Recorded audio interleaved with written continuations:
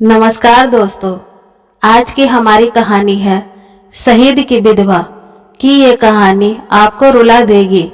जब भी याद आती है उनकी, वर्दी पहन लेती हूँ। शहीदों के परिवारों को वो सब सहना पड़ता है जिसके बारे में सोचकर भी शायद आप कांप उठेंगे। साल 2016 में जम्मू कश्मीर के नगरोटा में हुए आतंकी हमले में भारत के 7 जवान शहीद हुए थे। इन्हीं में से एक थे मेजर अक्षय गिरीश कुमार। मेजर गिरीश की पत्नी संगीता रविंद्र कहती हैं कि 2009 में उन्होंने मुझे प्रपोज किया था। 2011 में हमारी शादी हुई। मैं पुणे आ गई। 2 साल बाद नैना का जन्म हुआ। उसे लंबे समय तक काम के सिलसिले में बाहर रहना पड़ता था। हमारी बच्ची छोटी थी, इसलिए हमारे परिवारों ने कहा कि मैं बेंगलुरु आ जाऊं। मैंने फिर भी वहीं रहना चुना जहां अक्षय था। मैं हमारी उस छोटी सी दुनिया से दूर नहीं जाना चाहती थी जो हमने मिलकर बनाई थी। उसके साथ जिंदगी हंसती खेलती थी। उससे मिलने नैना को लेकर 2011 फीट पर जाना, स्काई ड्राइविंग करना, हमने सब कुछ किया। 2016 में उन्हें नगरोटा भेजा गया। हमें अभी वहां घर नहीं मिला था, इसलिए हम ऑफिसर्स मेस में रह रहे थे। 29 नवंबर की सुबह 5:30 बजे अचानक गोलियों की आवाज़ से हमारी आंख खुली।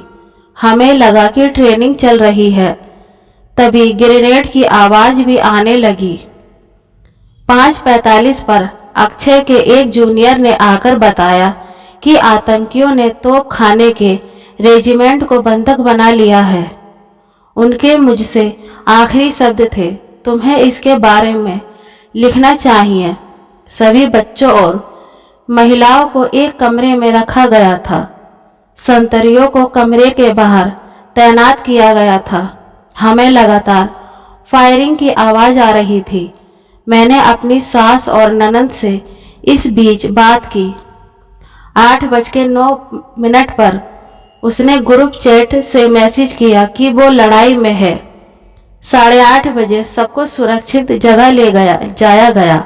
अभी भी हम सब पजामों और चप्पलों में ही थे। दिन चढ़ता रहा, लेकिन कोई खबर नहीं आ रही थी। मेरा दिल बैठा जा रहा था, मुझसे रहा नहीं गया। मैंने 11:30 बजे उसे फ़ोन किया। किसी और ने फ़ोन उठाकर कहा कि मेजर अक्षय और दूसरी लोकेशन पर भेजा गया है। लगभग शाम 6:15 पर कुछ अफसर मुझसे मिलने आए और कहा, मैम, हमने अक्षय को खो दिया है। सुबह 8:30 बजे वो शहीद हो गए। मेरी दुनिया वहीं थम गई। जाने क्या क्या ख्याल मेरे मन में आते रहे। कभी लगता कि काश मैंने उसे कोई मैसेज कर दिया होता। काश जाने से पहले एक बार उसे गले लगा लिया होता। काश एक आखिरी बार उससे कहा होता कि मैं उससे प्यार करती हूँ। चीज़ें वैसी नहीं होती जैसा हमने सोचा होता है। मैं बच्चों की तरह बिलखती रही, जैसे मेरी आत्मा से किसी ने टुकड़े कर दिए हों। 2 और सिपाही भी उस दिन शहीद हो गए थे। मुझे उनकी वर्दी और कपड़े मिले। एक ट्रक में वो सब था जो इन सालों में हमने जोड़ा था। लाख नाकाम कोशिश की अपने आंसुओं को रोकने की। जानती हूँ कि वो होता है जो मुझे मुस्कुराते हुए देखना चाहता था। कहते हैं ना, अगर आपने अपनी आत्मा को चीर देने का दर्द नहीं सहा तो क्या प्यार किया। दर्द तो बहुत होता है, पर हाँ, मैं उससे हमेशा इसी तरह प्यार करूँगी। आज तक उसकी वर्दी मैंने धोई नहीं है। जब उसकी बहुत याद आती है तो उसकी जैकेट पहन लेती हूँ। उसमें उसे महसूस कर पाती हूँ। शुरू में नैना को समझाना मुश्किल था कि उसके पापा को क्या हो गया, लेकिन फिर उससे कह दिया कि अब उसके पापा आसमान में एक तारा बन गए हैं। आज हमारी जमाई चीज़ों से ही मैंने एक दुनिया बना ली है जहाँ वो जीता है मेरी यादों में। हमारी तस्वीरों में आंखों के आंसू हों फिर भी मुस्कुराती हूँ।